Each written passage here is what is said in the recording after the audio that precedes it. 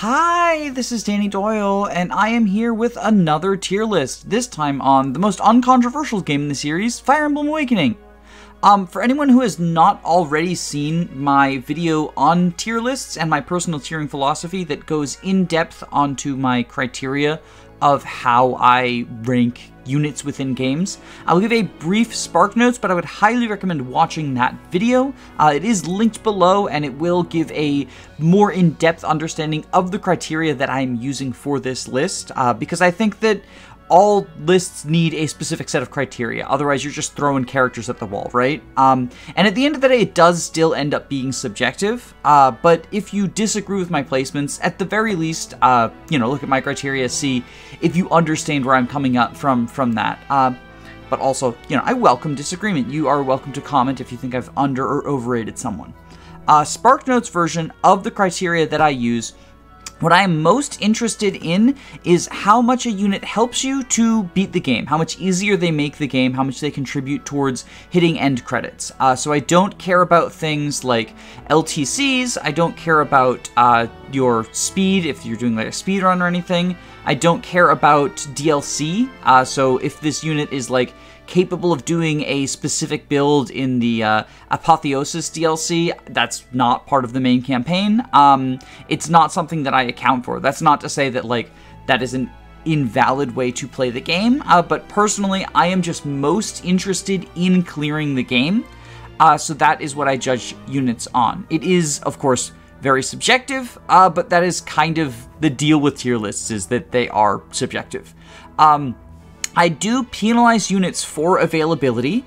I look at availability more as a penalty than as a reward. So if a unit is available from the beginning of the game, but they're not really doing anything in all of that time, then I'm not going to rank them particularly highly, because yes, they're available, but like, so what? If all they're doing is hiding in a corner in order to not die, they're not really helping you clear the map.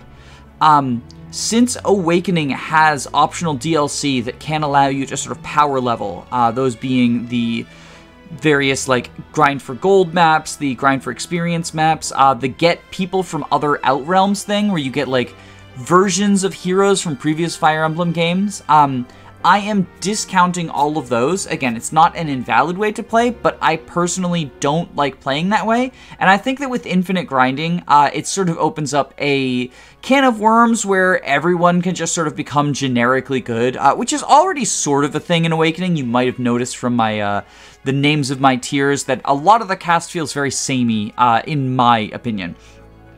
On that note, I'm also disallowing map grinding, because, again, that is something that just everyone ends up very close together if you're willing to just grind infinitely and get everyone to infinite levels. On the higher difficulties, it also becomes more difficult to grind on the maps. Lunatic seems to actively not want you to grind on the maps.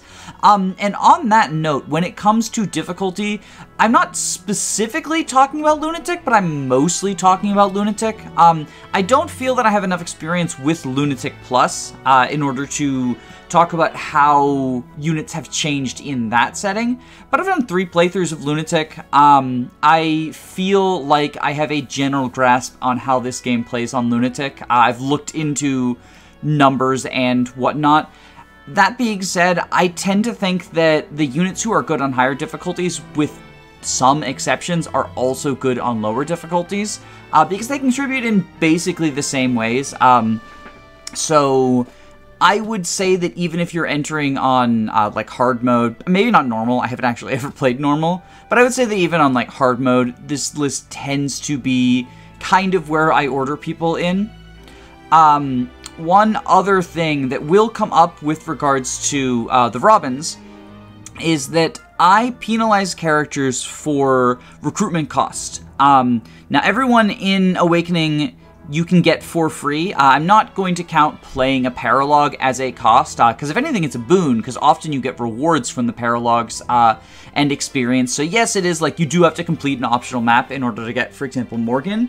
But I don't necessarily hold that against Morgan, because your army gets stronger from getting experience, and you get, like, there's a Dragon's Drop that gives plus 5 HP and plus 2 to all generic stats, so it sort of evens out. And there's things like this for almost all of the child paralogs.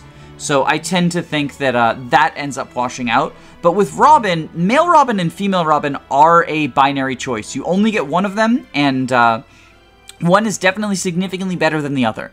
And so I think that penalizing for that opportunity cost is something that I generally penalize for opportunity cost, right? So male Robin is going to suffer not just because he's worse than female Robin, but also because he excludes you from getting female Robin. So I will touch on that when we talk about the Robins, but other than that, yeah, that's my general criteria. It is worth noting, because I mentioned I don't care about LTC. I'm not going to reward a unit for clearing a map faster just for clearing a map faster's sake. However, many maps in Fire Emblem Awakening have ambush spawns that show up and turn like 4, 5, 6, whatever, fairly early in the map. And oftentimes those ambush spawns can just delete your army. So being able to clear the map before those ambush spawns show up is a boon, because it makes it easier to clear the map. You know, military is the big example of there's a bunch of scary Falcos and they show up and they wreck your shit. But if you are able to kill the boss before the Falcos show up, then you don't have to deal with them. And I consider that to be a boon. So that's not to say that there is no benefit to moving faster. In a game like this, where there are anti-turtle incentives, both in the case of like just getting killed by ambush spawns, but also there's a few maps with like thieves going for treasure chests and stuff, right? But I'm not going to say like, oh, so-and-so is responsible for a 1-turn clear that could have been a 2-turn. I don't factor that into account, if that makes sense. So moving fast is only beneficial if it rewards you within the game, either with an item you wouldn't get otherwise, or with not dealing with bullshit ambush spawns. And with that being said, I think we can start going over what the tiers mean. So S tier is game defining. These are the units who are just the best of the best. They are absolutely busted. They probably should be used in every single playthrough.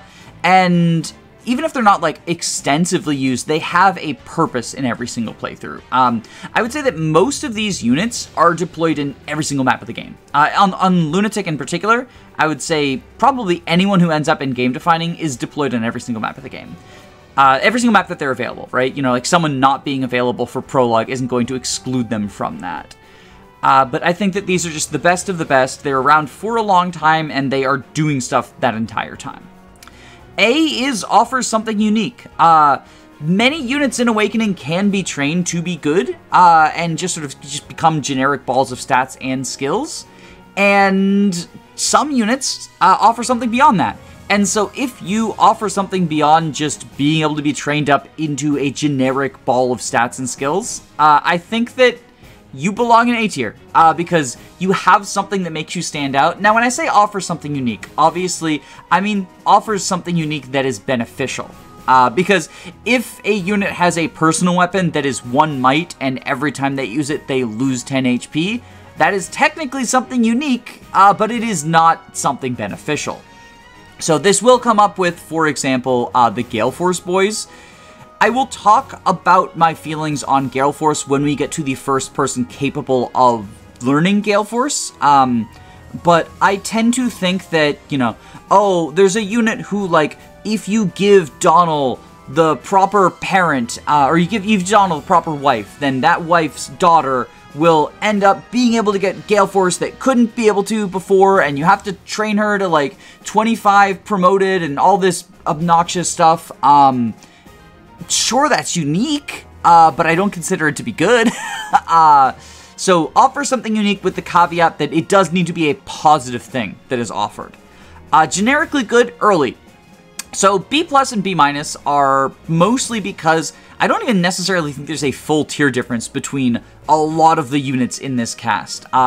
This is a very samey cast. People do have traits that make them stand out, and I will highlight them when we talk about them, but a lot of units are going to have very brief summaries where it's like, yeah, you know, this, and this, you can train them and they'll be good. And as a result, the one thing that separates units pretty concretely is availability. Both in regards to if you are around longer, you are capable of contributing to the game more. So like if you're around in chapter 1, you can contribute in chapter 1, but if you only start being around in chapter 6, you can only contribute in chapter 6 onwards. But also because the earlier you join, the earlier you can start training. And Awakening is a very growth-heavy game. So most of the units that end up in generically good are going to want to train and take advantage of their incredibly good growths, the incredibly generous EXP formula, in order to pump out extra stats, in order to get high-level skills, things that end up in like promoted 5 and promoted 15 in terms of the skills. So the earlier that you join, the earlier you can start working towards extra stats, extra skills, extra everything, extra supports. In addition to just, if you're around, you can contribute while you're around. And then generically good is just generically good. It is the same as generically good early, but they're just not around as early. C tier is generically good late. These are units who are not inherently worse, if you train them up, than the people who joined, you know, early or not as early. However, I think that it is worth noting that many of these units still want a good deal of training, and they join after other people have had time to train, and at a point in the game that is harder, as the enemies are, well, not necessarily harder, because the early game of Awakening is very fucking brutal, but the enemies are tougher. It can be harder to, you know, get kills with these units in order to train them, and also they weren't available during the point at which the game was arguably at its hardest, that being like the first 5 or 6 chapters. Anyone who's available like really early is really going to benefit just from being able to do stuff really early. And then D is only use them if you like them. That is probably self-explanatory. If I was a little bit harsher, I would probably have labeled this tier as like bad.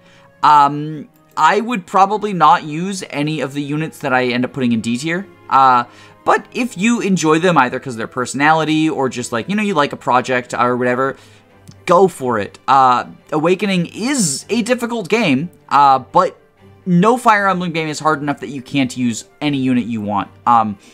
You might not be able to use everyone who ends up in the bad tier together. Like, you probably want some good units on your team, but you can squeeze contributions out of shitters in a game like this. One last thing worth noting.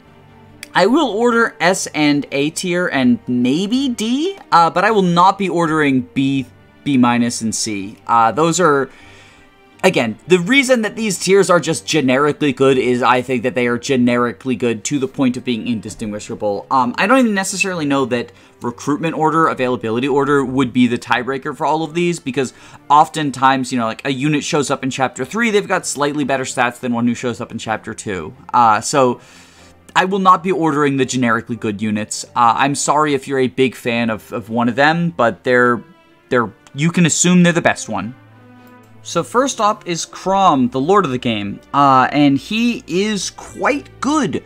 Gone are the days where Roy and Smellywood and FE9 Ike are just hanging out as stinkers, as like the not very good lords. Chrom has 60% strength growth and 60% speed growth, as well as a 60% skill growth and a 45% defense growth.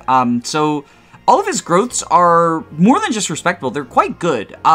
It's a very good distribution. The only area where his growths are bad is resistance, but res is not a super important stat in Fire Emblem in general. And I think that maintains to be true in Awakening. You can just bonk mages on player face, unless they're like ambush ones, obviously. His personal weapons, I mean, I guess technically he has 2. Rapier is locked to the Lord class, so if he reclasses, then he can't use it. But, you know, it's effective damage against Armor Knights, and more importantly, Cavs, because he'll deal more damage against them than Armor Knights. And then Falchion, which is effective damage against Wyverns. And Wyverns are fairly prevalent in the early game. You know, starting in Chapter 4, there's quite a few Wyverns, and they're pretty scary. And being able to deal effective damage to them can potentially allow for kills that he might not otherwise be able to get. His reclass options are the Cavalier line, so he can be Great Knight, he can be a Paladin, or the Archer line, which is kind of memed on, but Bow Knight is actually a good class in this game, so it's not entirely useless. Like, you probably don't want to go Sniper, I feel like, unless I'm missing something drastic, I feel like Sniper is not especially effective in this game, but Bow Knight's good. And he can still use the Falchion in Bow Knight as well. Obviously, at the end of the game, he gets like the Awakened Falchion and is one of the better ways to kill the final boss, although oftentimes usually just as a backpack. But being a backpack is something that he tends to do very well. The para bonuses that he gives from Great Lord are a lot of speed and a lot of luck. And a lot of speed is good, because doubling thresholds in Awakening are incredibly fucking tight. Incredibly fucking tight. A lot of luck. Luck is normally sort of a meme stat, but Arms Thrift is luck percent, so actually in this game, getting a bunch of luck is surprisingly useful. If you aren't in the mood for the Great Lord pair-up stats, you can go into any of the mounted class lines for extra movement, and then depending on which of the mounted class lines, you'll get either some attack, some bulk, some skill. Like, all of his various, other than Sniper, pair-up bonuses are pretty freaking good. I think that he is almost certainly in game defining. And that's before talking about his skills, because he is one of the only units in the game with access to Great Ether and Rightful King, so he can increase the activation rate of proc skills. And then he has probably the strongest proc skill in the game. Or I think it's just called Ether. I call it Great Ether because Smash Bros. And Engage have ruined my brain, but I think it's just called Ether. But it's probably the best proc skill in the game, other than the enemy exclusive ones that are just 100% guaranteed and aren't proc skills as a result. Ether's just very, very strong offensively. You can't fully guarantee it, but if you get like if you're doubling, or if you have like a brave weapon or something, you can skill stack to the point where it's extremely likely to happen. And, it's often good enough, especially if you're doing it against like some enemy on turn 1 player phase, or against a boss that you've like kind of boss skipped to. I think that he's probably the best pair-up bot in the game, and that's the big one. More than, because he can pair up bot for several very important characters, at risk of spoiling where other people end up on this tier list. Chrom is capable of being a pair up bot for Robin, for Fredrick, and for Sumia. And those are all pretty good units. Surprise, surprise. He can also pair up some, like, less important people, less impressive people. He is weirdly limited in female pair-ups. Normally, in Awakening, most people can, like, pair up just the opposite gender, right? Like, because the marriage stuff. But Chrom is weirdly limited to the only women are Robin, Sumia, Olivia, Sully, and I think I'm forgetting one. But it's not someone important. He can only, I think Miriel, the fucking troubadour. But yeah, he can pair up Robin, he can pair up Fredrick, and he can pair up Sumia, and those are the important ones. I guess Vaike in the early game, if you want to be like silly with Teach, that's pretty good. Overall, I really like him. Definitely not the best unit in the game. It is worth noting, perfect availability, and probably the second best unit in the prologue. Now, I say in the prologue, I don't mean like overall. So before anyone who gets on me about like, oh, you gotta raise her. No. His performance in the prologue is incredibly good. Not just because of like the water walking meme stuff, but also because his base stats are very, very respectable. I mean, I say very, very respectable. Like, they're for Awakening, where your enemy is almost always going to outclass you.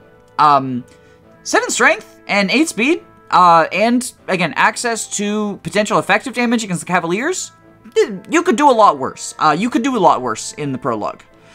Speaking of doing a lot worse, let's talk about Male Robin. Male Robin is definitely worse than Chrom in the early game.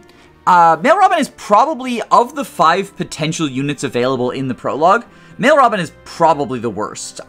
Just because, one, even if you don't count for missing female Robin, Male Robin is not going to be able to access the things that female Robin does. I guess we can talk about Robins together because they are kind of the same unit but with some differences.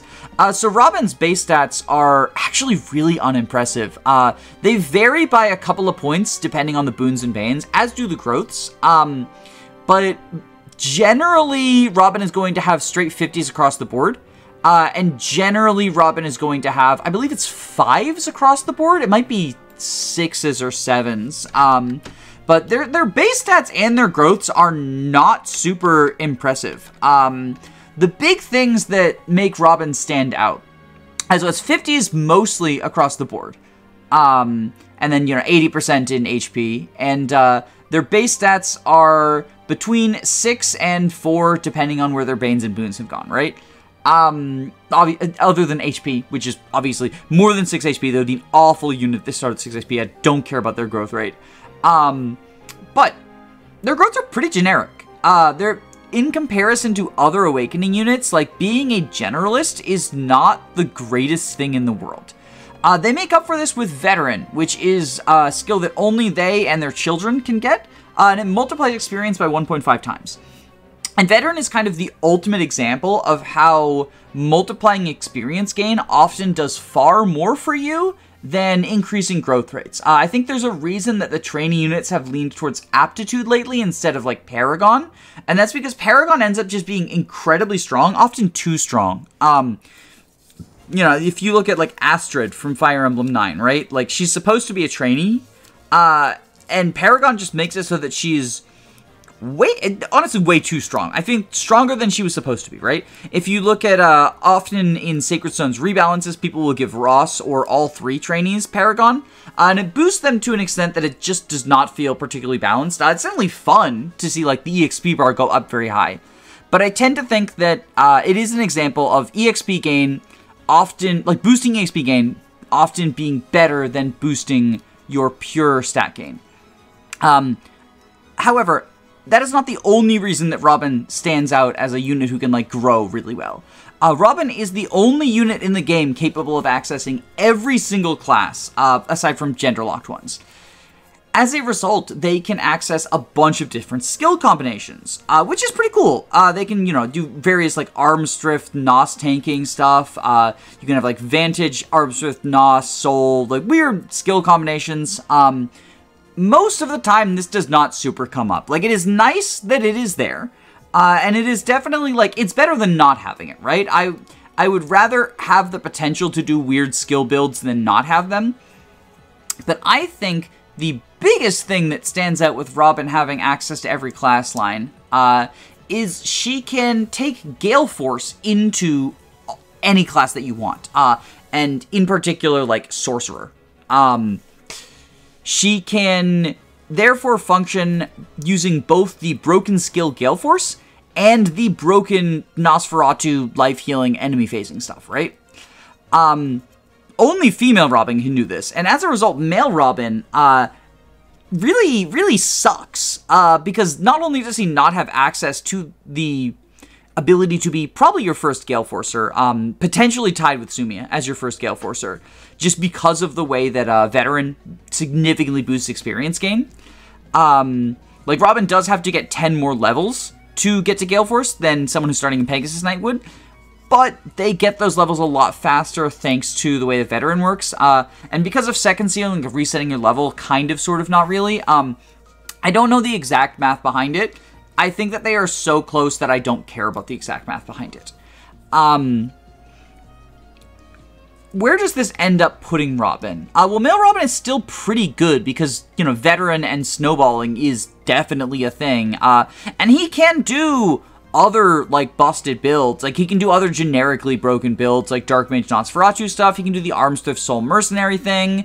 I think he ends up in something unique. I think that because he has access to Veteran, and because he is incredibly customizable, that's something unique and that's something positive. And that's more than other early game scrubs have.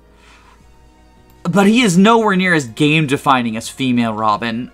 It's not even close. In case anyone thought I was going to come slamming down with a hot take about, like, female Robin not being the best unit in the game, her bad growths and bad bases, I mean, I say bad, like, they're not bad. They're bad by Awakening standards, but Awakening standards are very, very high, and as a result, like, her quote-unquote bad growths are still fine growths. Like, they're good. In any other game context, they're good.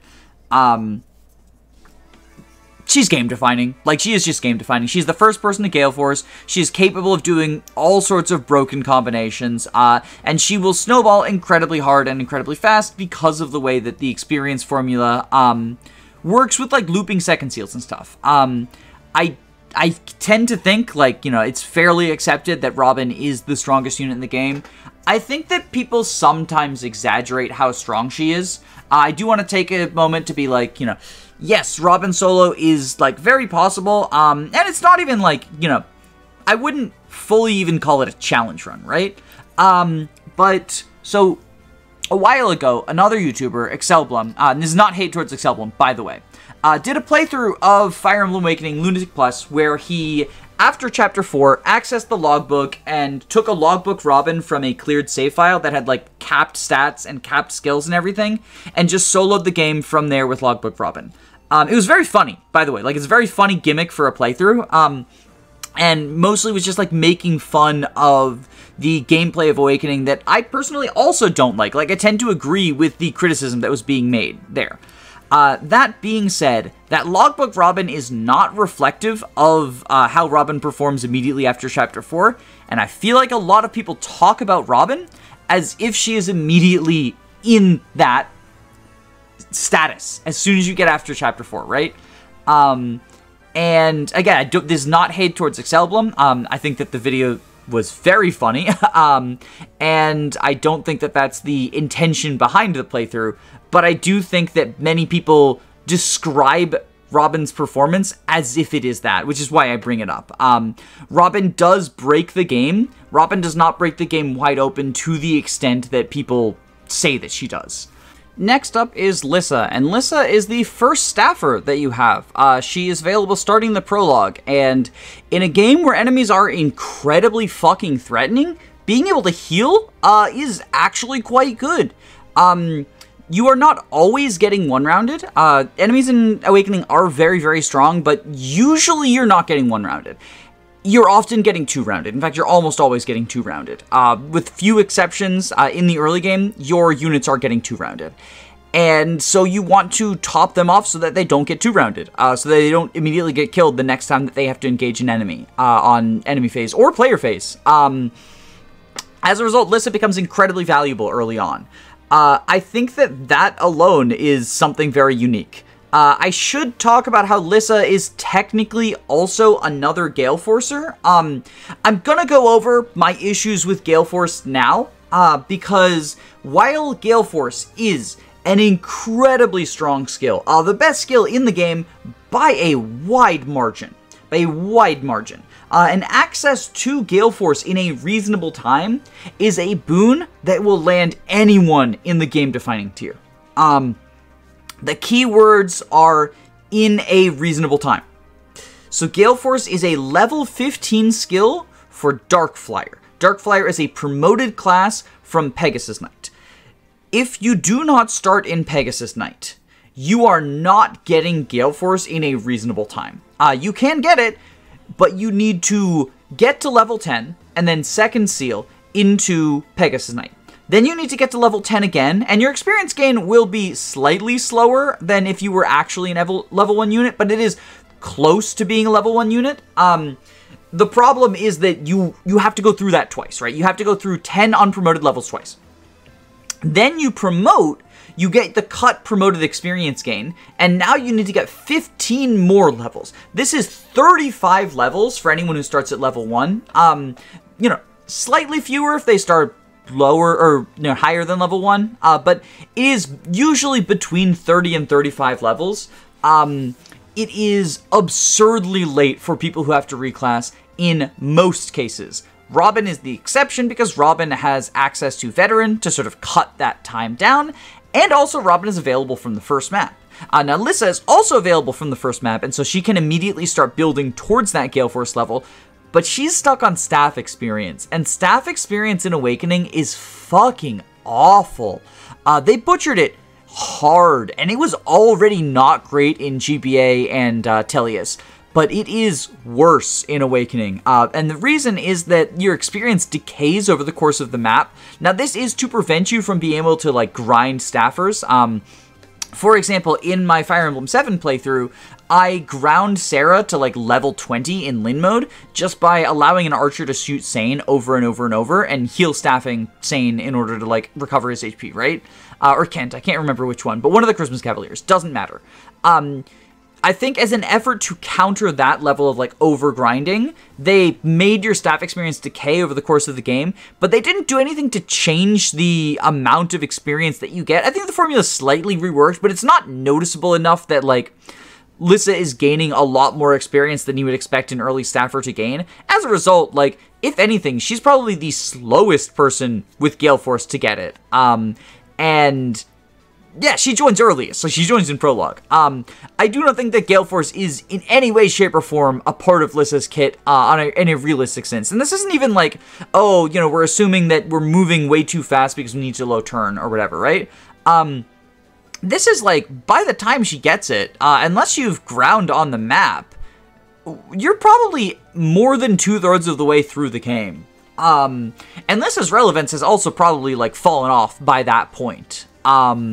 So no, I do not think that the ability to get Galeforce, in particular for like second generation girls who can't get it from their mother, I do not think that the ability to get Galeforce is super defining if you cannot get it easily. She's still A tier though. Is she better than male Robin? Probably. Not because if you choose male Robin, I guess I should clarify, because I am penalizing male Robin for denying you female Robin, right? If you make Robin male, like, Robin is better than Lissa on the maps where, like, Lissa's existing, right? The reason that Robin is probably going to be the lowest unit in A tier is I am penalizing him for the fact you miss female Robin. And so that is that. Alright. Freddy. Now, I always say you can tell whether you're going to jive with a tier list based on where they put the Jagan of the game. And Freddy is the Jagan of Awakening. And I'm going to spoil the surprise. I think he's the second best unit in the game. I think that he is behind Robin, but I think he's ahead of everyone else. No one passes Fredrick. He will choke this point and prevent any other units from accessing Robin. Which is good, because he's protecting her while she's frail so she can train in order to become the game-destroying monster that you want her to be, that you all know and love. Freddy starts as a Great Knight, which is a very good class for the early game. It kind of sucks that he does take effective damage from hammers. There's like one in Chapter 1, one in Chapter 3. I think there's one in Chapter 5. I can't remember exactly. But there are hammers here and there and everywhere, and then he also takes effect damage from Horse Slayer. So, like, I think that the intention was Great Knight is a nerf. Paladin is a very, very good class, is the traditional Jagan class, and it is sort of thought of as one of the best classes in the game in most Fire Emblems. Great Knight is usually the alternative and usually the lesser alternative. Awakening, however, tied the skill Luna to Great Knight. And Luna is a very impactful proc skill. It's not as good as Ether, because Ether is Luna plus Soul, but it still kills enemies dead. Or, you know, usually kills enemies dead. If not, it deals a big chunk to them. And that's good, because Fredrick is already killing enemies nearly dead with his Silver Lance and just very good stats. 13 strength and 10 speed, so he's not doubling stuff, but he's not getting doubled by everything. He still gets doubled by some stuff, because it's Awakening, and benchmarks are crazy. But 14 defense and 28 HP means that, yeah, I said almost everyone gets, like, 2-rounded. Yeah, Fredrick does not get 2-rounded. He might get 3-rounded. He might get 1-rounded by the hammer, but he doesn't get 2-rounded, usually. Fredrick can take a hit, and Fredrick can fucking delete people in the early game. It is also worth noting that Fredrick has a 65% strength growth and a 50% speed growth, defense of 55 and skill of 55 as well, and 110% HP growth. His growths are fucking phenomenal. He's better growths than, I mean, obviously better than Robin, but he has better growths than Chrom. He's better distributed growths than most units in the game. I struggle to think of someone who has, like, a better growth distribution than him. Just in terms of, like, at the very least, you know, like, physical attack and bulk with, like, his strength, speed, and defense. It's nuts. It's nuts. Now, he is promoted. He is on promoted experience gain, and as a result, those nutso growths will not be proccing as much as if he were unpromoted. But he still gets 6 experience per kill because of the Awakening experience formula, right? He's still going to be leveling. And when he levels, those levels are quite impactful. As a result, like I said, everyone in S tier should be deployed on every map of the game, and that includes Fredrick. Fredrick falls off, quote unquote, but he doesn't fall off into obscurity. Like, he transitions from just being the ultimate beast best unit in your army to still being generically good. Like, oftentimes I'll just use him as a glass cannon with a forge. If you feed him enough kills in the early game, his bulk can, like, stay ahead of some of your scrubs. He's never going to be, or once he stops being, like, once he falls behind Robin, he's never going to, like, overtake her again. But he's quite good, during the time that, like, Robin is better than him. He's still quite good. I do not think that there is ever a reason to bench Fredrick other than I don't feel like using him. Now, it should be said that second seals exist, and Fredrick can use a second seal to de-promote himself in order to increase his experience gain. He loses the promotion bonuses from whatever class into Great Knight, if you choose to send him, usually Cavalier, but I know sometimes people send him like Wyvern or Knight. Wyvern, if you go, in particular with the first second seal, like because there's a couple of desert maps, the idea is like, oh, well, you want Flight. I would highly advise against this. I've tried it, because on paper, the idea seems tempting, right? You know, he's your Jagan in the early game. You get Luna, like maybe you get 5 levels, you get Luna, right? Even if you get like, you know, maybe 3 or 4 levels, I would say like, you know, Luna is a big piece of it, right? But then you de-promote yourself, right? And suddenly you can make use of that massive 65% strength, massive 50% speed, right? In my experience, the stats he loses from de-promoting are enough to make it difficult for him to secure kills, and as a result, he actually grows slower than if you didn't de-promote him, which is counterintuitive, right? Because he gains more experience from getting the kills that he gets, right?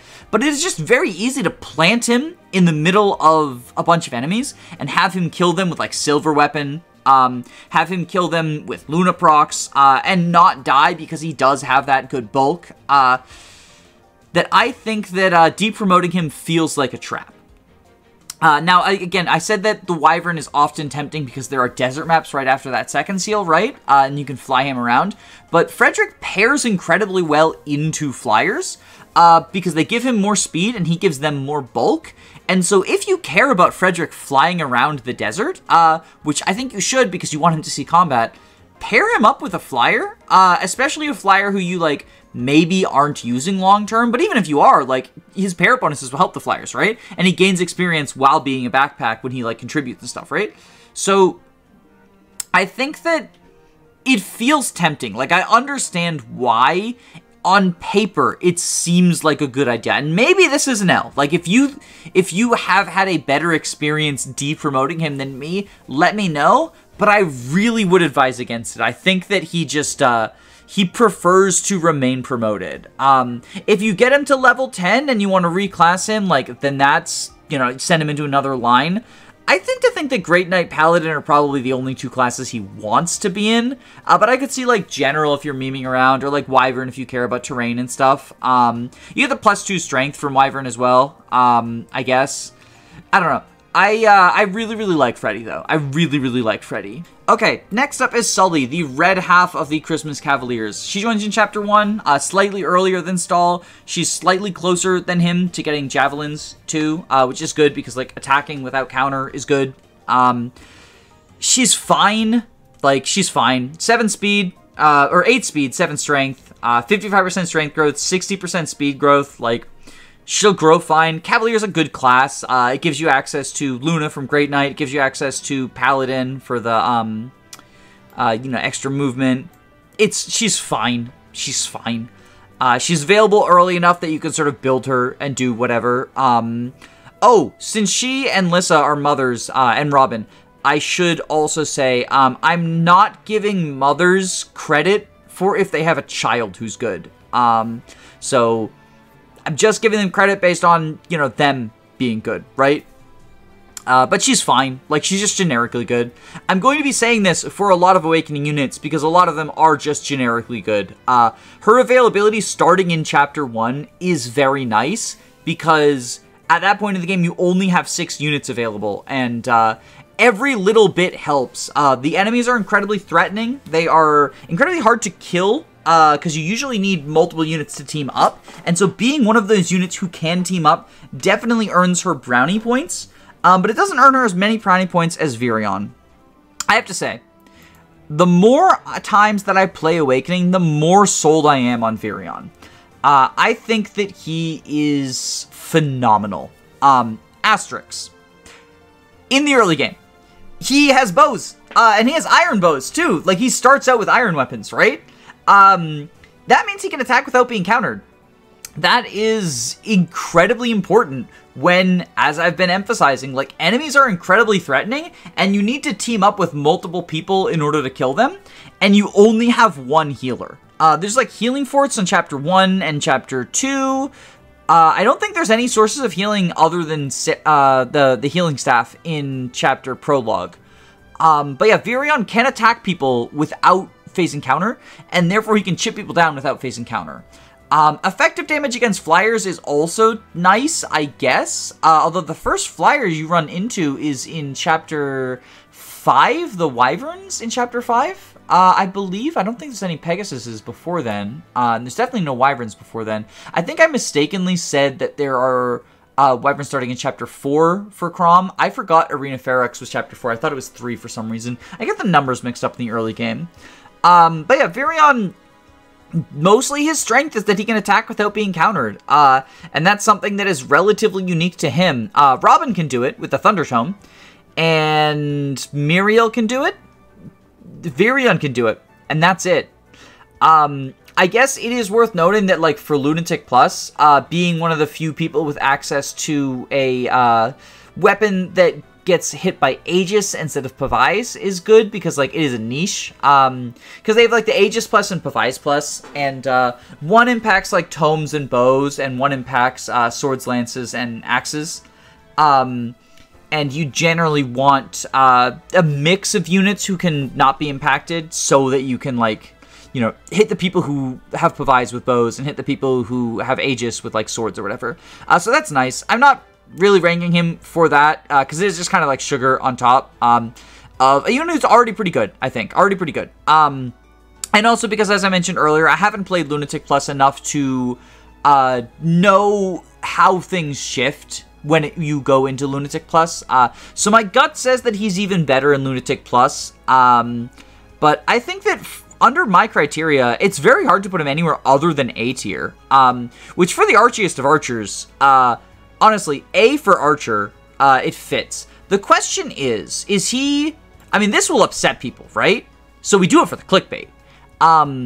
I think that it obviously depends on how much you penalize Robin for losing out on Robin. Wow, that's a sentence. Robin makes you lose out on Robin. It obviously depends on how much you penalize Robin, and there's no concrete answer to that.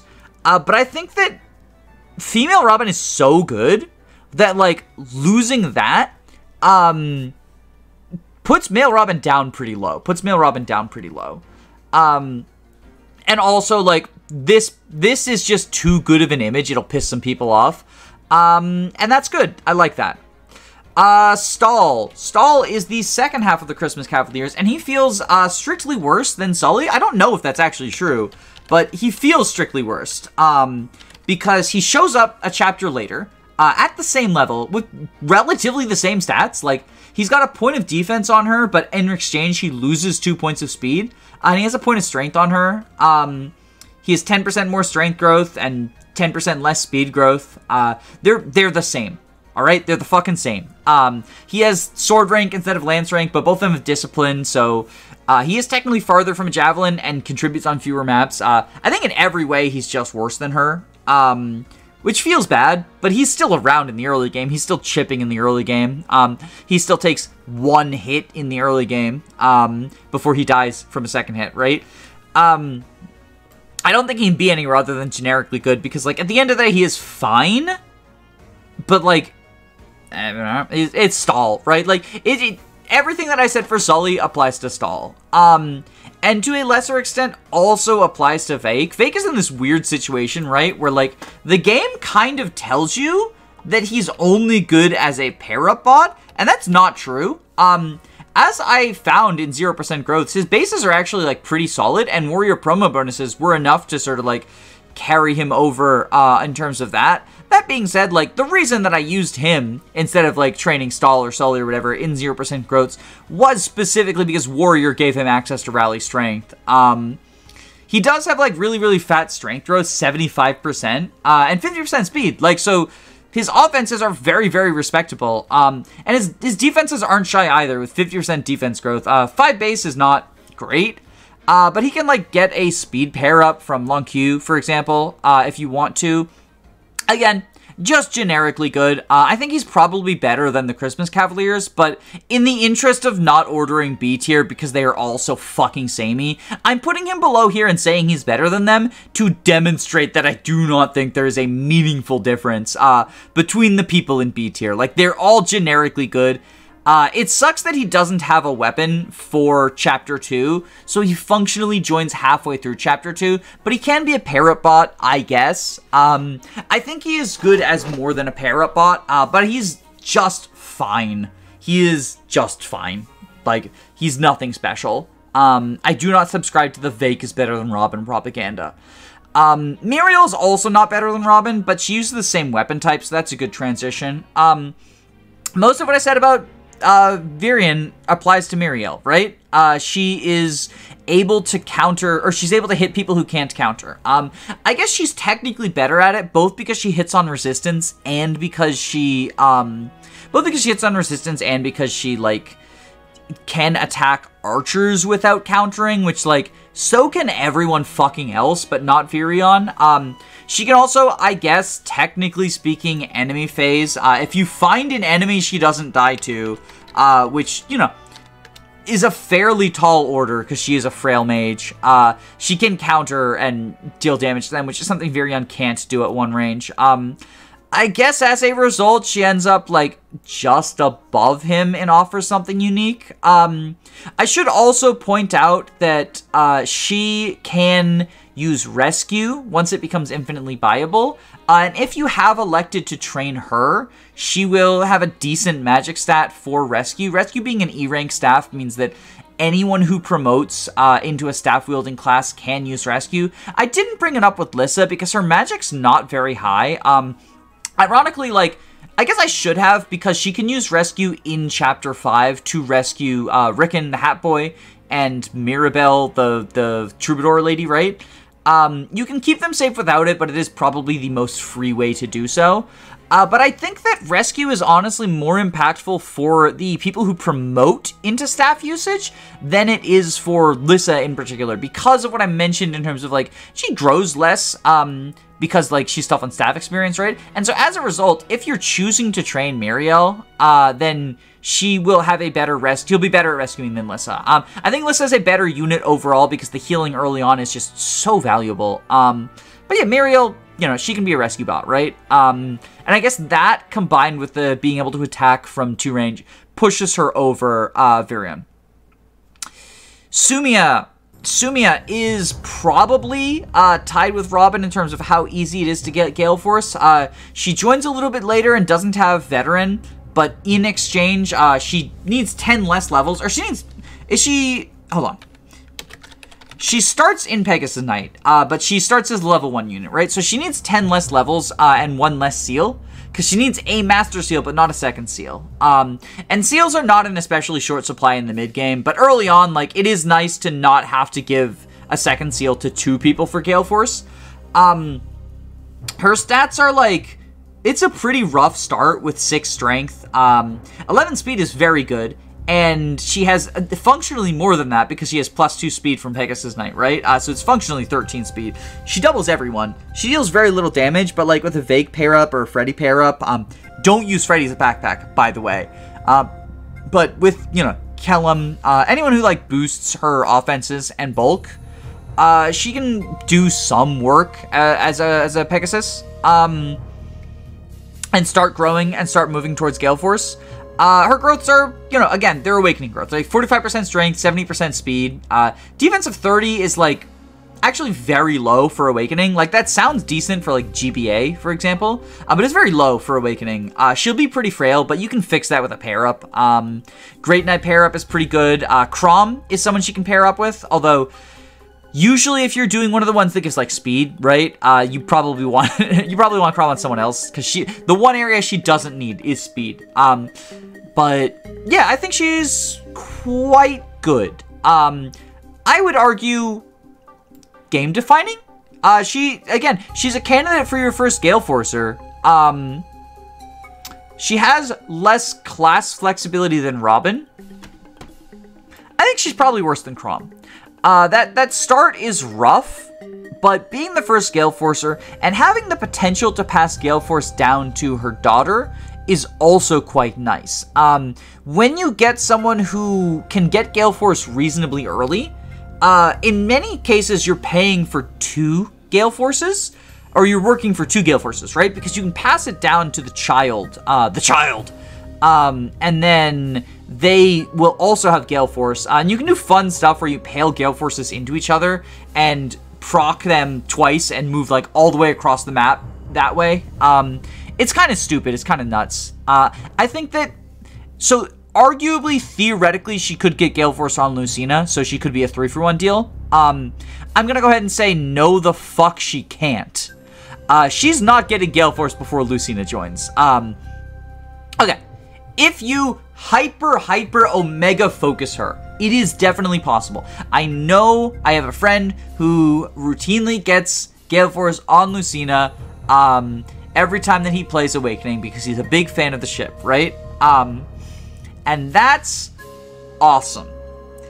However, it is like Omega channeling a bunch of stuff into her in order to get her Galeforce before Lucina twins. Now, is it worth it? 3 Galeforces is very good. 3 Galeforces is very good. But I would say that it might not be worth it. Freddy or Robin or Chrom is probably suffering for scraps, and the payoff of a 3rd Galeforcer is not as great as it sounds, especially since Robin can be your 3rd Galeforcer, right? Like,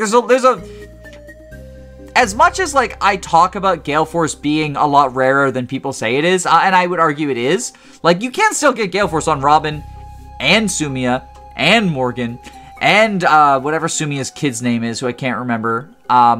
You can get a lot of Galeforce, okay? You can get a lot of Galeforce.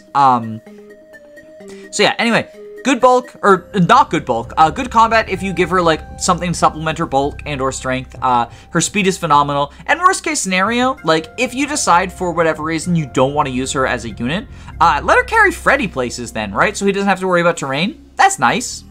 One of the people who can potentially give her bulk is Kellam.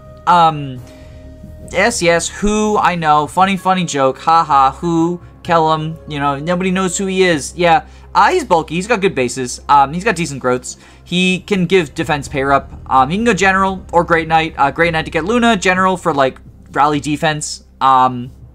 He's generically good, he shows up early, he's generically good early, not much else to say about him.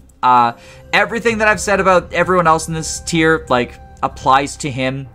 Just like, you know, replace good strength growth with good defense growth, right? You know, Unga Bunga.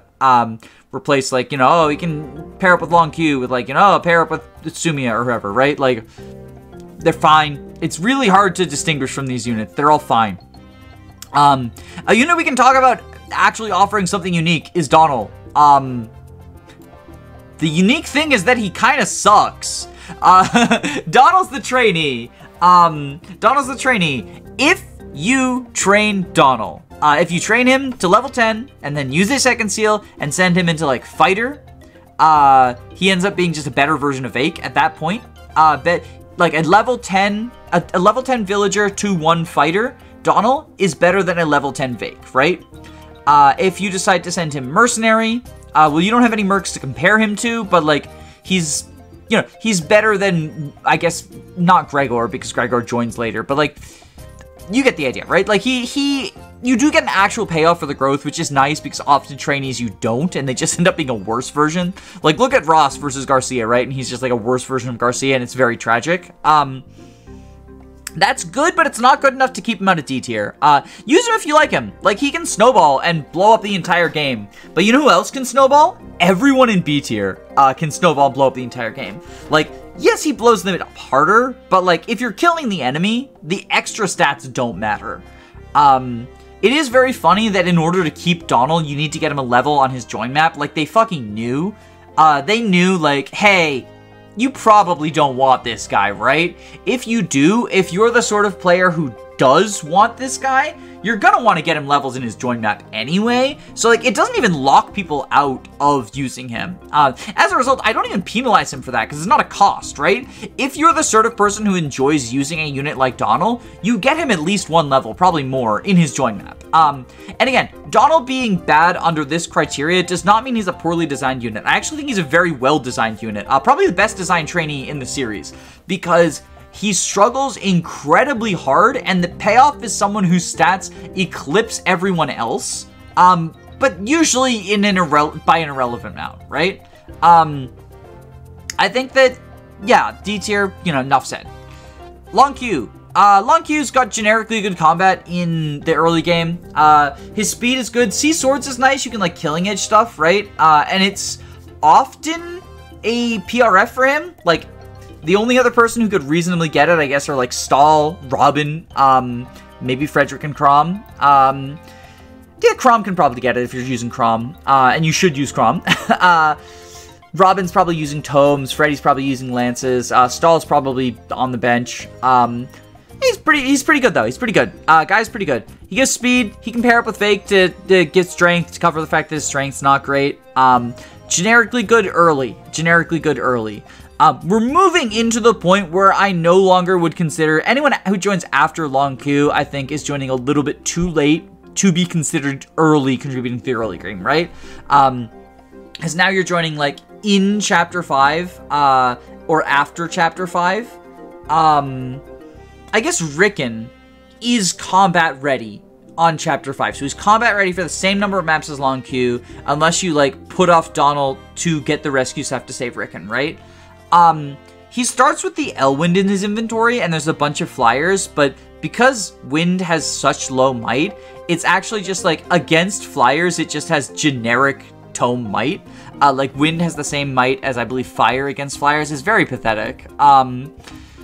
Rickon is Miriel without the fact that you care about not being countered. I mean, you still care about not being countered, but, like, it's no longer so early that you are lacking people to do that, right? Like, you know, if you've trained Lancers, like a Lancer, they can use Javelins now, right? You've got more Tome users, you've got a Bow user. I think that as a result, he ends up falling in just barely into generically good early.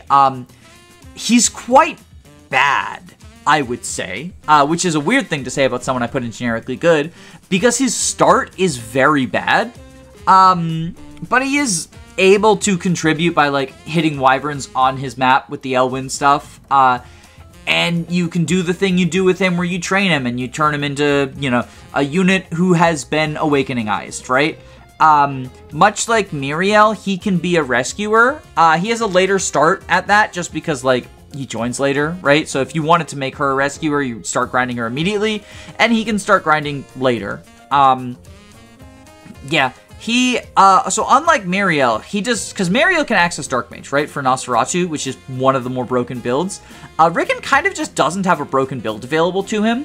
He can't Nosferatu, and he can't use any of the physical broken builds, so, like, the biggest thing he can offer you is he's a generically good mage, and he has access to rescue, potentially. Actually, the more I talk about it, the more I think, like, maybe down here, not because, like, he shows up at the same time as Lon'qu, right? But his combat is noticeably worse, and the payoff is, like, he doesn't have access to any of the, like, cool broken builds.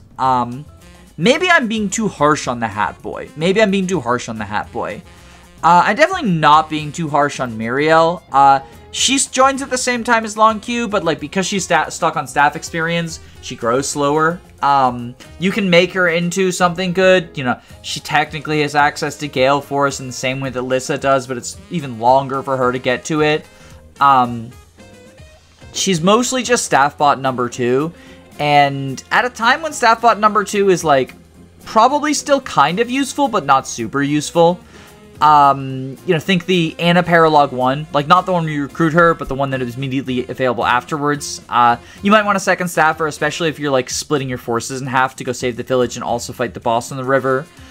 Think the defend map, you probably want a second healer. So maybe she ends up being generically good early. I think she ends up being generically good early, actually. I've talked myself into it. I talked myself down on Hat Boy. I talked myself up on Umbrella Girl. Just because you haven't promoted anyone yet unless you got an Anna Shop Master Seal. And as a result, like, the second staffer is definitely nice to have then. Pawn is generically good. I like Wyvern Pawn because it boosts her stats by a bunch. The trade-off is you no longer get access to the Beast Stone bonuses, right? So you're not gaining as many stats as you think. But you get access to weapons you can forge, you get access to 1-2 range eventually. Like, you have to get out of Bronze Hail, but it's 15 combats, so it's not a huge deal. Yeah, it's, she's generically good. Like, you gotta spend a seal on her to make her into a class that is, like, functional. But if you're using her, you're spending a seal on her. I think that of the generically good people, like, she's probably... as much as I love her, she's probably one of the more demanding ones because she basically requires a seal very early. And sending her into Wyvern is like, then she has to grind weapon ranks, and she probably needs a good pair up for that. And so she's very needy. She's a very needy unit. I've heard people say that Wyvern is not as good in Awakening as it is in other games. And like, I can see that to an extent because like, Darkflyer and Falco and like the Pegasus line is where you want to be at in order to get stuff like Galeforce. Effective damage from bows is like a pretty big deal actually, because there's usually some either bows or Arcwinds in every map. So like it does come with its own downsides. But I still think it's like it's a fine class to be in, right? Like it's not. Gone are the days where, like, Milady is the best unit in the game because of, or, you know, one of the best units in the game because of Wyvern. But, yeah, I still think it's fine. I don't think Gaius is fine. I don't know why people like this guy so much. Like, both personality-wise, he just feels boring and annoying to me. And then as a unit, like, I see so many people say, oh my god, Gaius is so fast. Gaius does so much. Thieves can't do much in Awakening. Like, lock touch to open chest, yay. But you usually have enough chest keys, and there's another lock touch unit who you should be deploying on every map anyway. The para bonus from Thief is like plus move, if I wanted to Copium. But that's also the para bonus from mounted, like promoted mounted units, right? So like, I feel like he belongs in only use if you like him. And like a lot of people clearly like him because he ended up getting recast in Fates as like Saizo's kid.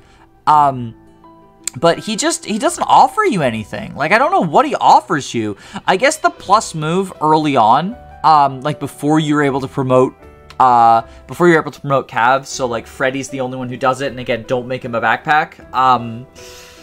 Yeah, I don't know. I'm not high on this unit at all, really. I am high on Cordelia. I think Cordelia is quite good. She joins much later than Sumia. I say much later. She joins like several chapters after Sumia. But with a level advantage to make up for it. To the point where like she probably ends up getting Galeforce after Sumia. But it's close. Like, I think that what ends up happening is because she's only 3 levels away from promotion, she gets into Darkflyer shortly after Sumia does, and she ends up, like, catching up to her because of, like, low experience gain from being a promoted unit at this point in the game. she's never going to, unless you don't use Sumia, she's never going to hit Galeforce before Sumia does. But she's also an alternative to having to train Sumia in the early game. Which potentially, if you don't want to deal with the struggle, or if you're like memeing around with someone in B tier and you're like, I just don't have the experience for Sumia, because Sumia is EXP hungry. You know, she joins at level 1, whereas like Cordelia is level 7. You know, she's 3 levels away from Darkflyer, and then she can start like working her way towards Galeforce, right? As far as her growths go, like 60% strength, 60% speed, 45% defense, like she's got, I guess she'll end up statistically better than Sumia long term. But Sumia she ends up like significantly statistically better than Sumia long term. But Sumia gets Galeforce faster, and I think Sumia is the only realistic Lucina Galeforcer. Other than maybe Robin, because they're like close. So yeah. Where does that end up putting Cordelia? Well, I still think she's probably in game defining. She's either near the bottom of game defining or the top of offer something unique. I think, again, being one of the few units who can actually get Galeforce, I think earns you a slot in S tier. I could see people who are less high on the training project for Sumia here, less high on the, like, the kids thing here. I also, like, as much as I don't give mothers credit for their kids, I think it's harder to get the second Galeforce from Cordelia because her daughter is, like, harder to recruit. So maybe I'm, like, slightly biasing because of that, and maybe that's unfair. On her own as a unit, I think maybe she ends up here, actually. Yeah, I think actually I'm going to put her above Sumia, just because, like, better growths, better, like, easier to get to Dark Falcon, or Darkflyer, and therefore get to Galeforce, even if Sumia probably has her beat just by pure number of chapters available. I would not blame anyone who, especially on the higher difficulties, just doesn't want to bother with Sumia and will go for Cordelia when you have like a better team, right? And then you can train her a little bit more easily. Again, it's harder to get her kills because the units will like be higher compared to her. But you do have a better team, so you're less reliant on, like, these kills need to happen. So it's sort of the trade-off there. I think I'm talking myself into Cordelia higher. She'll be next to Chrom, where she wants to be, anyway. Gregor. I love Gregor. He's, like, one of my favorite units. I don't do this, by the way, but I always give him the first Master Seal and make him into, like, a Bow Knight, and just have him, I call it like the Garrick treatment because he's ready for it and he joins in the chapter with it in his village. I do that in almost every playthrough. Don't. Like, that Master Seal is so much better used on like Sumia or Chrom or Robin. Probably not Robin because you want to second seal Robin. But that seal is better used on other people. But I will always do it for him. He's just generically good. There's nothing special about him. He's just generically good. Now he is like 0 to hero thing. She starts out very frail. Even with the Dragonstone bonuses, she's very frail. She hits fairly hard. She has 1-2 range as a Dragonstone. She can technically have reclass to Mage and stuff, but you don't want her to. She's basically just a Manakete. She's the most Manakete who ever Manaketed. The super high growths are less unique in Awakening than they would be in another game because everyone has super high growths. But Dragonstone's being 1-2 range is very cool. She's generically good. We can break up this pile of generically goods though with Libra. Libra is more than generically good. Libra's quite good. Libra is the first pre-promote you get. And as a result, like, just ends up being very good because as much as I've labeled the tiers in Awakening generically good, right? Because you can train them and turn them into something, right? Awakening units are so fucking trash. Like, can I take a moment to complain about how shit your starting squad is, and then the mid-game squad is shit? Everyone just feels incredibly bad. The more I play Awakening, the more I'm like, yes, they can become generically good if you train them. They turn into something worthwhile or whatever, right? But holy shit, so many units have rough starts.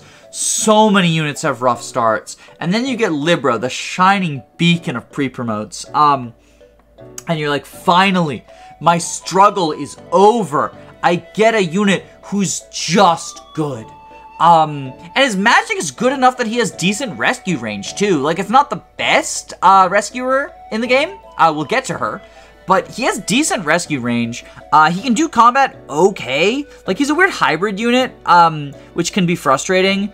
You could, like, reclass him into Sage to boost his magic for better rescue, and potentially better combat because of 1-2 range. But then he's stuck with, like, E-rank Tome, so it is that trade-off, as opposed to, like, he's the Killer Axe available at base. You can give it to someone else, right? But he has the rank for it. I think Libra offers something unique.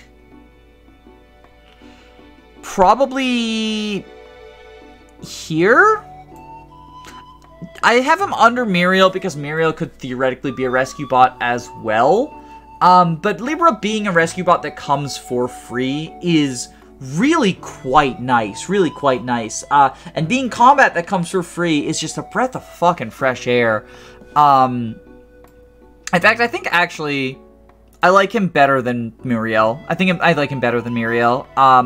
I really do fucking hate the early game units in Awakening. They just feel so bad to use. They just feel so bad to use. I'm so glad that Libra has taken us out of Training Project Hell, and we're not going to be stuck with any more pre-promotes that join in the same chapter.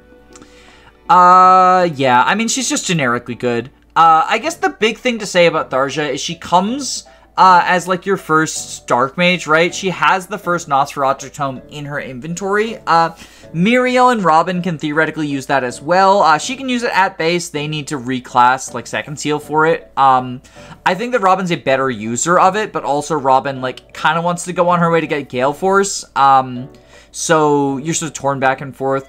Tharja can't Nos tank at base, though. Like, she's just not good enough for it.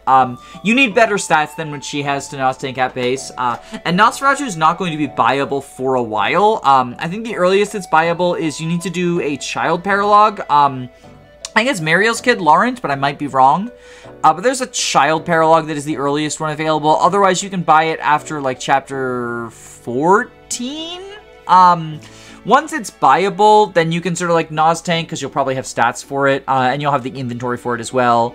But before then, like, yeah, she's kind of just a mage. She's kind of just a mage who can use the weird dark spells, which are cool. But she's mostly just a mage, and she feels bad because you get Libra in the same map. Him existing doesn't make her worse, but it makes her feel worse because it's like, oh, god damn it, I'm not on pre-promote land anymore. But you are in pre-promote land because Anna is also incredibly fucking busted. And she joins the chapter after Libra and is just better than him. She's another kind of hybrid unit, although she starts with 11 sword. And I think she does want to reclass into Sage. You can, like, sort of grind her up in order to get her to 10 to send her into Sage. I don't think you want her into Mage. I did that in Zero Growths in order to get some, like, Mage skills, but in general, like, I would recommend against that. I think that you want her to stay as Trickster for the extra movement, either because of movement pair-up or because, like, she has +1 move as her skill.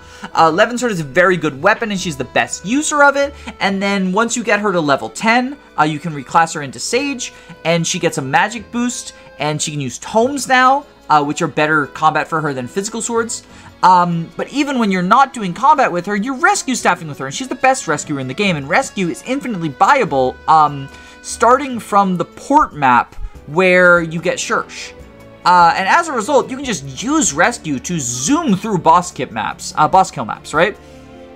And again, I'm not rewarding beating the game in low turns for the sake of it. However, I do think it is worth noting that, like, by using rescue to get across the map and kill the boss, you're not engaging with the map, and you're able to beat it without, like, fighting those tough enemies. And more importantly, you're able to beat it before you have to deal with the really tough reinforcements. So I do think that being an incredibly strong rescue bot is very, very valuable. Her combat's just also really good as well. Anna is absolutely offers something unique. Probably better than Lissa. Early game healing is quite good. Oh, is she game defining? Best rescue bot in the game, where rescue is buyable infinitely. And you have the movement tools to get rescuers where you want them to be. There's no warp as well, which is why I say best rescue botter. I think she might be game defining. I think I might like her better than Sumia, actually. I really fucking like Anna. This feels right, because I feel like she's a top 5 unit. So this feels correct. I really, really like Anna. I think that part of the reason why Anna and Libra feel so fucking good is that all of the growth units have that sort of fucking trash awakening unit feel. Either because, like, for me, their starts are really, really bad and they feel rough to train. And then once you train them, they're just generic. Like, a trained Stahl and a trained Sully, I don't fucking care about the differences in terms of, like, their 4 points of speed or some shit. They're all just units. Olivia! Olivia is this game's dancer. I feel like there's a lot of anti-Olivia propaganda, even from people who think dancers are good, right? I think we're past the days where there are definitely some people out there who think dancers are bad. And for those people, I don't really know what to say. I think that a large number of YouTubers have demonstrated in videos and Let's Plays and tier lists and everything the ways in which dancing is incredibly powerful. And I think that explaining that giving an extra action gives you so much flexibility for the Xth time is not productive. So if you don't think dancers are good, I'm not really sure how to convince you that they are. I would tell you to look more into, like, any of the many resources that talk about how good dancers are. If you think that dancers are good, but you don't think Olivia is good, or you don't think she's good as a dancer, I want to push back against that specifically. Because, yes, Awakening is a game with a lot of movement tools. You have Pair Up, you have Gale Force, you have Rescue Infinitely Viable, you have Deliverer, you have a lot of ways to get people where they need to go.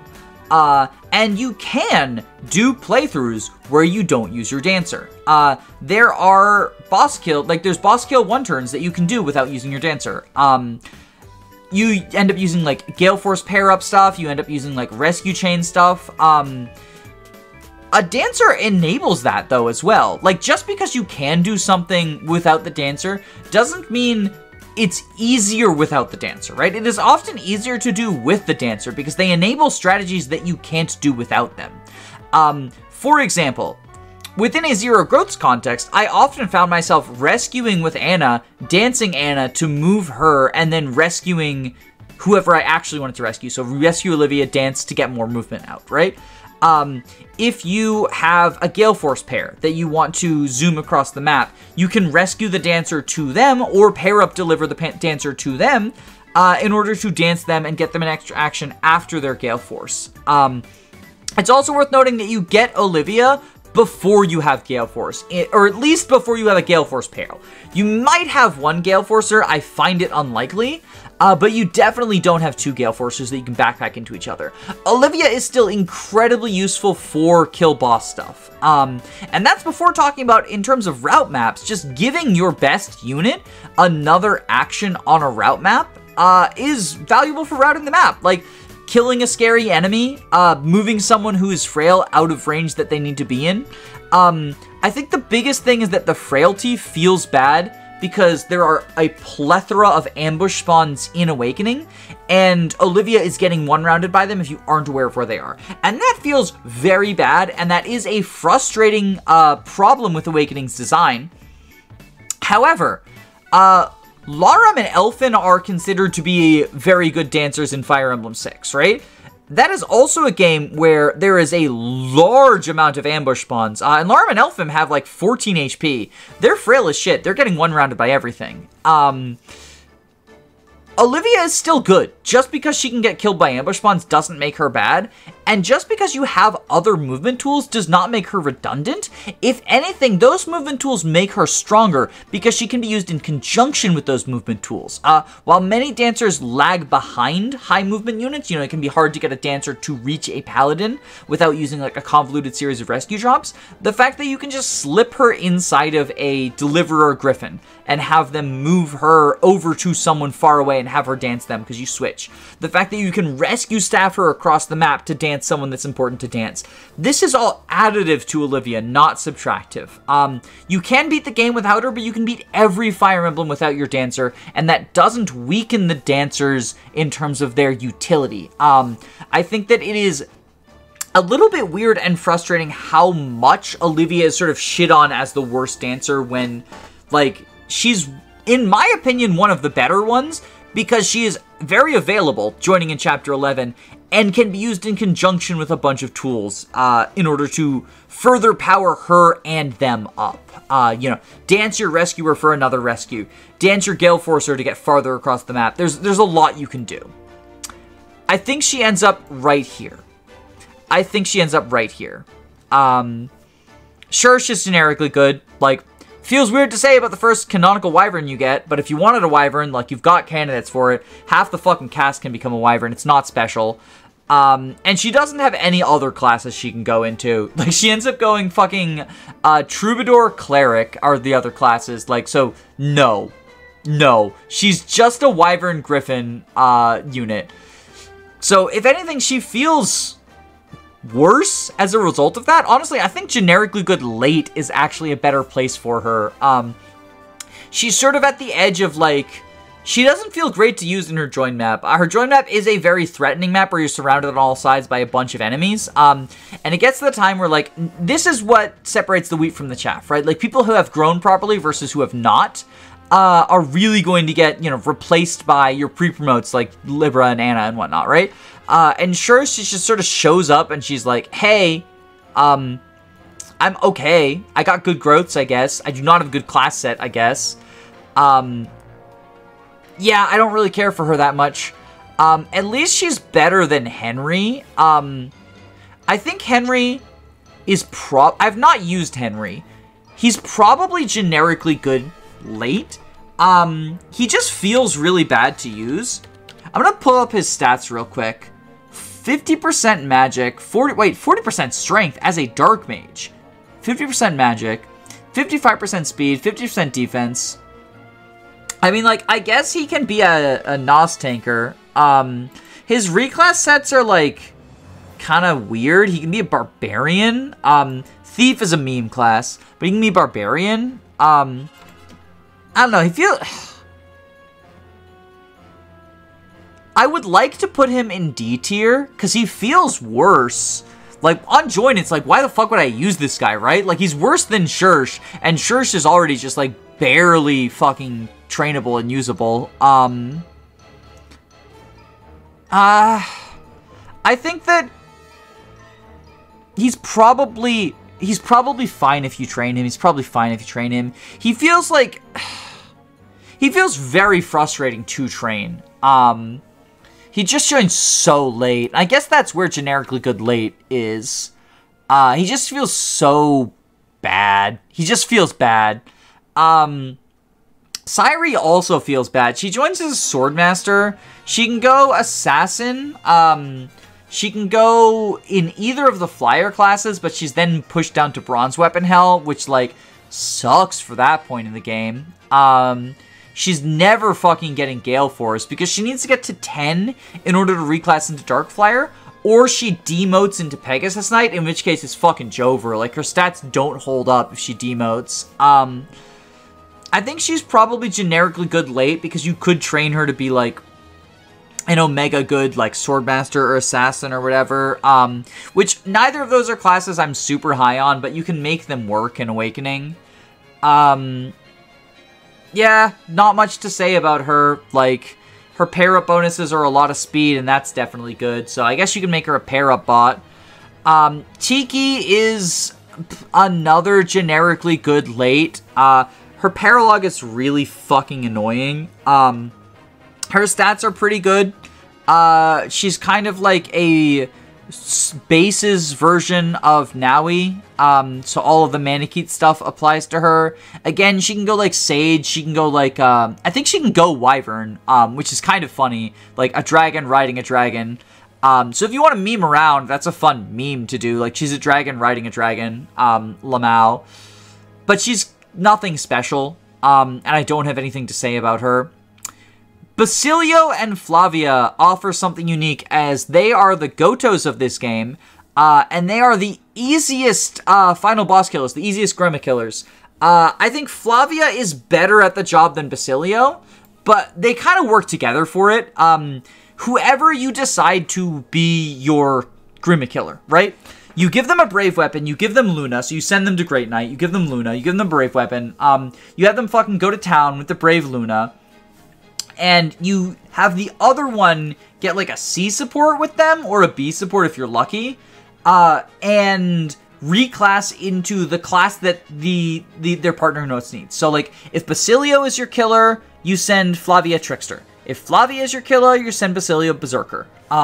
And those are sort of the pair up bonuses that they want in order to quad Grima, in order to like just try to Luna kill him with the Brave weapons. You give them both a Brave weapon, forged if possible, so that each pair-up attack is also Brave. So if you're quadding, that's 4 chances for a pair-up attack, and theoretically, like 4 chances for a Luna, potentially more if you get, like, I don't know. They're both very good. They offer the uniqueness of, like, being able to kill Grima with some setup, but very little setup. And honestly, less training than any of these scrubs would require to be a good Grima killer. Like, for Robin to be a good Grima killer, you need to train Chrom to the point where his pair-up attacks off of Robin are the thing that you're killing Grima with. And also, Robin and Chrom are S-supported to, like, increase the chances of those pair-up attacks. So, just for an example in terms of, like, how good Robin is and how hard it is to kill Grima, I think I'm just being mean to male Robin now, but I think the free Grima kill is better than a Robin who takes away female Robin from you. I'm definitely just being mean to him. I'm kicking him while he's down, but this feels right. Lucina. So Lucina has some of Chrom's traits, but she joins a lot later. She has the better personal weapon because Chrom's gets powered up in the end, and hers is powered up from the beginning. They're both infinite durability too, right? So she's kind of, like, generically good as a result of that. You can do a bunch of, like... So with the kids, you can give them, like, skills from Gen 1, and it's easier to get their builds going. But they do also join lower level. Their stats are not quite as low as you might expect for their level, just because of the way stats are calculated. Their stats are also not fixed, because of the way stats are calculated. Which makes talking about them very, very hard. But thankfully, we have fucking generically good tiers to put them in. And I think Lucina is generically good. I don't think it's worth going out of your way to get galeforce on her. If you do, it pushes her up. But even that's not, like, I don't think an A tier thing. Maybe it's B+. Like, you pretend that she has more availability because of galeforce. Owain is generically good because he's one of the earlier paralogs. In terms of, I guess I should cover their availability, right? So the kids become available as soon as their parents have an S support, with the caveat that you need to be able to reach the paralog on the map, and a few kids you need to either progress the story or link with other paralogs. I won't give credit for the fact you can link with like, if, for example, you know, you use Yarn's paralog to link to, Cordelia? Fucking, what's her name? That's not Cordelia. Sumia's daughter, right? Sumia's daughter. I won't give credit for the fact... Cynthia, that's her name. So I won't give credit for the fact that Cynthia, like, you can link to with Yarn or whatever. Yarn doesn't get a bonus for that. The way that I'm treating kids' availability is basically, the later the mother joins, the harder the kid's paralog is for the most part. And I am assuming that the higher level paralogs you're going to tackle later because it's harder to get to them. And it's also, like, longer to get the pair up, right? Because the people join later. So Owain is one of the earlier joining kids because his paralog is quite easy. Laszlo's paralog is, like, surprisingly hard for how fucking mid of a unit he is. I think he ends up in generically good late. There's this really weird gimmick where, like, you get rewards based on how many kills he gets on the map, but he is often so low statted that, like, you need to give him rallies and pair-ups in order to kill people. It's really fucking weird. I guess it's because Olivia is one of the latest joining moms. But, God, it's like, the enemies in his map are fucking higher level than the enemies in Walhart 2, Sword of the Knee. Which is so stupid. But as a result, like, I guess, do I put him in fucking only use him if you like him? I think I kind of do. Like, when you get him, you can train him and he becomes generically good, but he just joins so late, or you have to already have an incredibly strong team to tackle his paralog, at which point, what's the point of training him, right? Because unlike, there's some other kids who you can easily cheese the paralogs to get them early, and unlike them, his is a route map, so it just becomes like a really big pain in the butt. Speaking of kids who you can cheese, so this guy, it's Brady, right? He's Maribel's kid. Technically you can galeforce on him from Maribel, but like, you're not doing that. Like, he's not a fucking galeforce kid. Again, 35 levels, 15 of which are promoted, and 10 of which are on staff experience. God, no. God fucking no. I think he's generically good. I'll put him in generically good. Yeah, he doesn't show up that late. His paralog's not that hard. It's very cheesable. Generically good is probably fine for him. Same with Kajel. As annoying as her paralog is, like, the enemies in it are not that high level. They're, like, the same level as, like, I think the boats map. Maybe the beach map. The landing beach map. They're around that point. I find her fucking map intolerable, but I'm not going to penalize her for my preference to not play that map. Cynthia can be, like, another Galeforce user. I think the potential to, like, actually be a Galeforce kid, as opposed to, like, lying about being a Galeforce kid, pushes her up to generically good early. She does not join early. So she's kind of lying, but I do think that the legitimate potential to be Galeforce pushes her up to the higher end of B. So this does mean that this title is, like, technically slightly inaccurate, but for the most part it is accurate, and I am fine with it. Sumia is a pain in the butt to recruit. You have to spend a bunch of rescue staffs to keep her safe. Babysitting her is really annoying and really costly. And while Kajel I didn't penalize because it just annoyed me, the fact that it is costly, like, you are spending rescue staffs, which are gold, in order to keep her safe, I think is a good penalty. And also the enemies on that map are tough anyway, so, like, she ends up being recruited later as a result of that. Jerome, same deal. Like, I think his is the toughest paralog. I think it is the highest level. Oh, looking at the list here, it's actually tied in level with Inigo's. I think as a result, if I'm penalizing Inigo for that, I'm penalizing Jerome for that. Yeah, they're generically good or whatever. But yeah. Okay, female Morgan. This is female Morgan? Yeah, female Morgan. I guess I penalized female Morgan for the fact you had to use male Robin to get her. But she's a potential Galeforce kid. And that's something unique. That's probably about this much unique. Actually, she gets a lot of the Robin stuff as well. She gets a lot of the Robin stuff as well just from being, like, good. Good stats, good veteran, good class access, very, very customizable. Yeah, I think probably here is where she belongs. And he's obviously better because you get female Robin, right? But it's not so big of a difference. Like, male Robin is actively depriving you of female Robin. Female Morgan is mostly depriving you of male Morgan. And then, like, by consequence of male Robin existing. So there you have it. Like, I have Morgan above Robin. Maybe if I'm, like, being entirely fair, I would do this. But I'm not being fair, because fuck male Robin. I'll do this. People will yell at me if I don't. I'll do this. She is to him as he is to her. It's just there's a lot more units in between. Yeah, this seems fine. Yarn is generically good late because that map is very high level and frustrating and hard to fight. Laurent is generically good because that map is not as high level. Generically good late, again, high level. Her map is cheesable, but you have to purchase the fucking bolting in order to do it. And if you don't do that, the enemies are very high level. So she goes with Noir. Noir and Na can head down there. Yeah, I mean, most of the kids just show up too late to be any higher than, like, generically good or generically good late. And these ones, it's specifically because, like, by the time you fucking get them, your army is already, like, your army doesn't need them.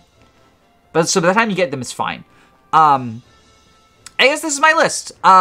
There's no F tier units, mostly because, like, I think everyone in Awakening is very salvageable, even the people I have in bad. I guess I should arrange... Like, maybe, is this in order, actually? These tiers are definitely in order. Is this in order? I have to... I guess, like, you're probably pairing Olivia more than you are Shersh, because you're definitely using Olivia. Is he... I guess he's technically better than Donnel. Yeah, this seems fine. Donnel over 2 kids. Fucking at me in the comment section if these are your favorite kids.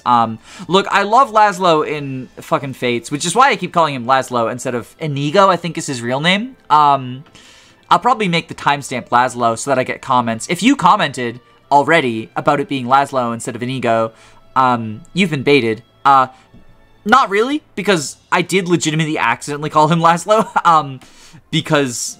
I think of him as Laszlo. I love Laszlo, but he's just not good in Awakening.